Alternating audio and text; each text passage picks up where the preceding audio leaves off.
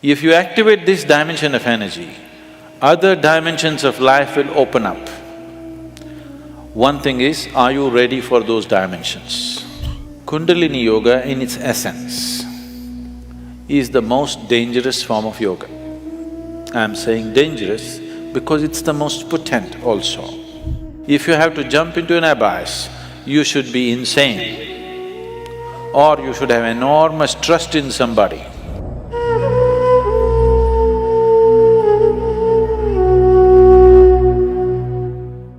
So what is Kundalini? Right now, I'm speaking. This is Kundalini. You are alert and listening. If you are alert and listening, that is Kundalini. A flower is blossoming, that is Kundalini. A dog is barking, that is also Kundalini. Or in other words, the fundamental life force in the existence, we call it Kundalini. Now, within the system, within the human system, if you look at this as a kind of a life package, it's a piece of life. This piece of life is packed in a certain way with layers of this energy. One dimension of energy comes alive immediately because that is necessary for your survival process. The other dimensions of energy will not come alive unless you do something about it. Unless you're aware of it and activate it in a certain way, they do not come into existence, they remain dormant. The dormant energy is way bigger than the energy that is in use right now. To take care of your survival process, to live a physical life completely, to live a complete physical and intellectual life, you need to activate only about 21 of your chakras.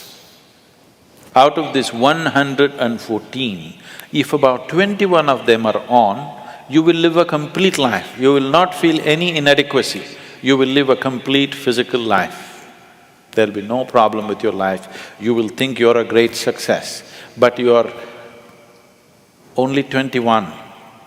That is less than 21% out of 114. Less than 20%. At less than 20%, you will feel like a complete life without any inadequacies. The remaining percentage of life, what is it about? It is not even needed if your intention is just to live well. If you activate this dimension of energy, other dimensions of life will open up. One thing is, are you ready for those dimensions? The question is not about whether it's good or bad. The question is just about, are you ready for it? Because even if the best things in life come to your life, when you are not ready for it, it will not be a good thing for you. In your experience, it will not be a good thing if something came to you when you're not ready for it, isn't it so? Even if it's the greatest thing, it may be the greatest thing, but it came to you when you are not ready for it, then it is not a good thing, isn't it?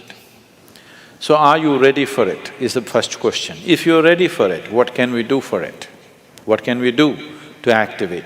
There are various ways of doing this, many ways, but the Kundalini yoga, are people familiar with Kundalini yoga, practicing or… okay. Kundalini yoga, I'm not making a comment about anybody, okay?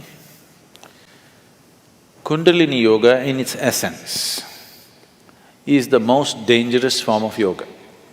I'm saying dangerous because it's the most potent also. What is most potent is always the most dangerous, if improperly handled. There are various kinds of energy in the world right now. Even the electricity is being manufactured produced in so many different ways. One of the ways that we do it is through nuclear reactions, nuclear reactors rather. It is the most efficient way of producing energy that we know right now, but it is also the most dangerous way, isn't it? When things go wrong, they go seriously wrong. When they're going right, it is the easiest And the best way to produce energy on the planet is nuclear energy, actually. But when it goes bad really bad, like in ways that you can't fix it. So similarly with Kundalini Yoga, it is the most potent and it is the most dangerous. Without the necessary preparation and guidance, without expert guidance, constant guidance and observation, nobody should ever attempt it. But the problem is, books have been written about it and everybody wants to do the highest yoga. Nobody wants to start with A, everybody wants to start the alphabet with Z. This attitude itself is dangerous. What can be a life-transforming force can become a life-destructive force simply because without the necessary commitment and dedication and focus and understanding, it is being handled. Anyway, about rising the Kundalini. If the Kundalini rises, the dimensions of your life will change so rapidly that you must be willing to make the outside adjustments equally quick. Otherwise, things will fall apart in a big way. In the classical yogic traditions, there is a certain type of yoga we teach for people who live in family situations. There is a certain other type of yoga we teach for ascetics. In Isha we have both the forms. We have ascetic yoga and we have the general yoga. We will never teach you the ascetic form, that is the most potent way to do it. But it will demand a certain dimension of discipline and focus which your regular lives will not allow. If you do that kind of yoga, it will dismantle your outside life instantly. Now this yoga is not designed to dismantle your life, this yoga is designed to make your life happen better. When life happens better, when things happen better, you make more money, your business is going better, your profession is happening better, your generally, unfortunately, your longing to seek the higher becomes slower. Yes? So in the real sense, it is not the good way to do it, but it's the only way it works in today's world. And it's the only way it works for majority of the people. For a small number of people, we can do it other ways. We can bypass all these things and just do very powerful ways of doing things, but it will dismantle all social structures around them, which is not good for everybody to do. So these are different dimensions. Kundalini Yoga, if it has to be practiced, you must be in a certain kind of atmosphere. You cannot live in social situations and do Kundalini Yoga. Otherwise, in the name of Kundalini Yoga, you're doing something simplistic. Otherwise, Kundalini Yoga can transform the way you are within days. Suddenly you find you are a stranger in your own home within 2 days of practice, because it will change everything about you. So can we raise the Kundalini? Yes, we can. One way is to create a conducive atmosphere so that slowly it rises. The other way is to provoke it in such a way that it raises quickly. If it rises quickly, then everything changes dramatically. If it rises slowly over a period of time, changes will happen slowly, you will be capable of handling these changes over a period of time. But if it happens very quick, then you will not be able to handle the changes.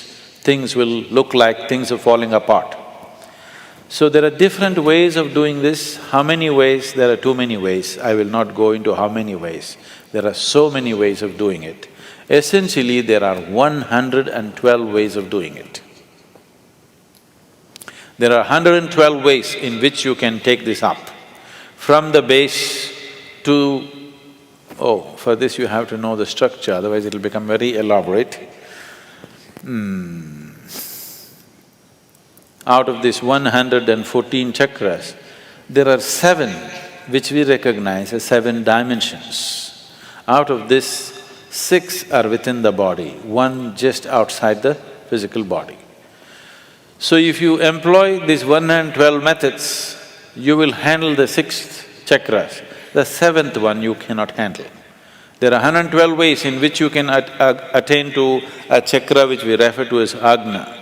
But from Agna to Sahasrara, there is no way. There is no way to do it. you just have to jump into an abyss. If you have to jump into an abyss, you should be insane, or you should have enormous trust in somebody. Somebody says jump, and you are jumping because you have such a deep trust in somebody that when he says jump, it has to be good for you. You simply jump into a bottomless pit. So, the journey from the Mooladhara to Agna, there are 112 ways to get there. But from there to there is no way. It is just one jump that can happen in trust, in devotion or in madness. Choice is yours.